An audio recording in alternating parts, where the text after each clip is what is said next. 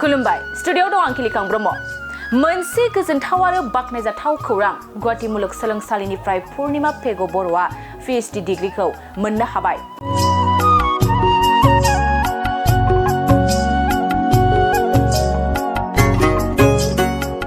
नंगौ बाक्सा जिल्लानि सिङाव थानाय सालबारिनि दुब्रिजित बर'नि अनजालि बिसि पूर्णिमा पेगु बर'आ गुवाहाटी मुलुगसोलोंसालिनिफ्राय साइकोलजी डिपार्टमेन्टआव Ph.D Degreeखौ मोननो हाबाय खौरांनि गेजेरजों पूर्णिमा पेगु बर'आ लोगोसे बिथांनिनो फिसाय दुब्रिजित बर'आ गोजोननाय फोरमायदों आरो पेगु बर'आ Ph.D नि थाखाय 4 बोसोर गोबां नाजादोंमोन आरो गोबां नाजानायनि फिथाइखौ मोननो हाबाय बेनिखायनो जोबोद गोजोननाय मोनदों होननानै पूर्णिमा पेगु बर'नि फिसाय दुब्रिजित बर'आ खौरांगिरिनि गेजेरजों फोरमायदों মোৰ নাম পূৰ্ণিমা পেগু বড় এতিয়া মই বড় মানুহ লগতে বিয়া হৈছো লগত মই এতিয়া বহুত সুখী আৰু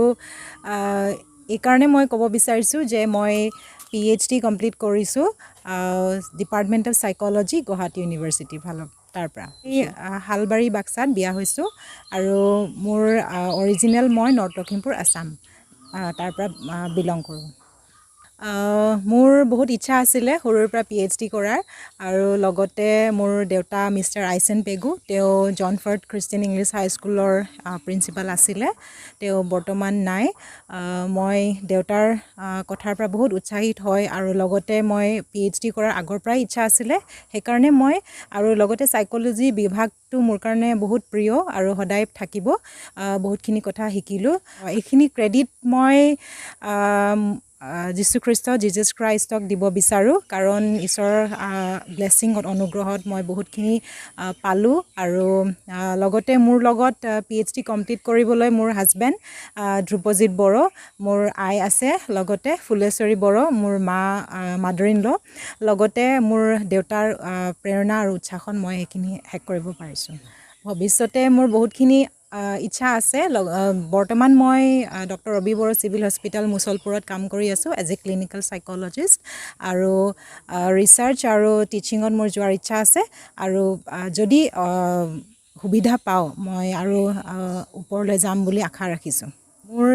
ৰিসাৰ্চৰ বা গৱেষণাৰ বিষয়টো হৈছে quality of life perceive loneliness suicidal ideation and rehabilitation issues and challenges among convicts মানে জেলত থকা যিবিলাক কয়দী তেওঁলোকৰ ওপৰত মোৰ গৱেষণাটো আছিল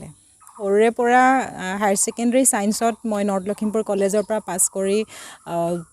মেডিকেল পঢ়িম বুলি ইচ্ছা আছিল যদিও MBBS ত মই ক্লিয়াৰ নহল মই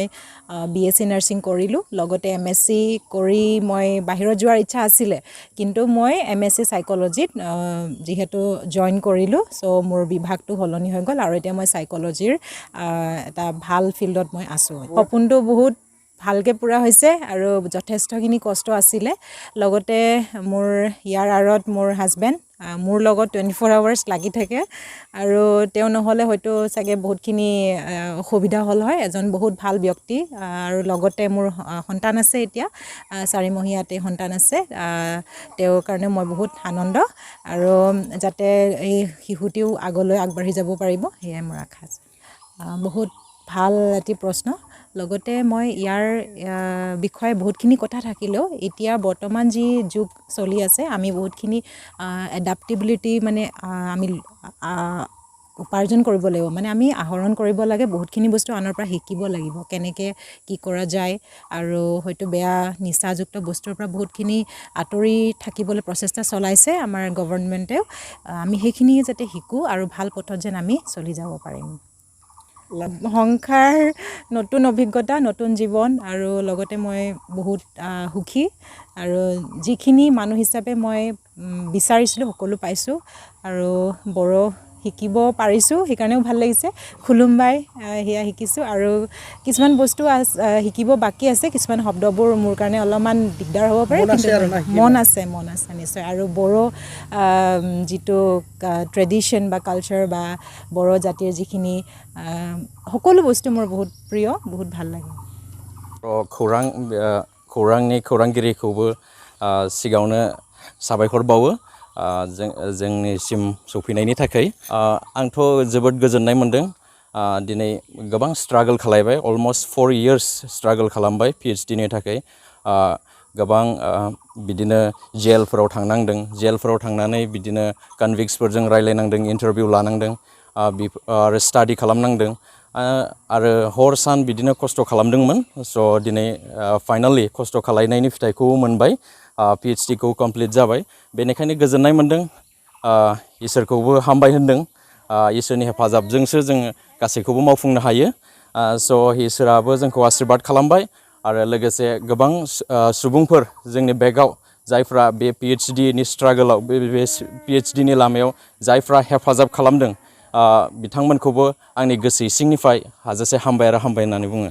आथिखालाव डक्टर रुबि बर' सिभिल हस्पिटालाव बिथाङा क्लिनिकेल साइक'लजिस्ट बेयावनो मावगासिनो दङ लाइमोनफोरखौ आं बेखौनो बुंनो नाजायो जे नाजायोब्लाथाय हायै जेबो गैया स' गासैखौबो हायो स' जोंनि थांखि आरो उद्देश्यआ थि लामाजों खारोब्ला आरो जों नाजायोब्ला गासैखौबो मोनफुंनो हायो होननानै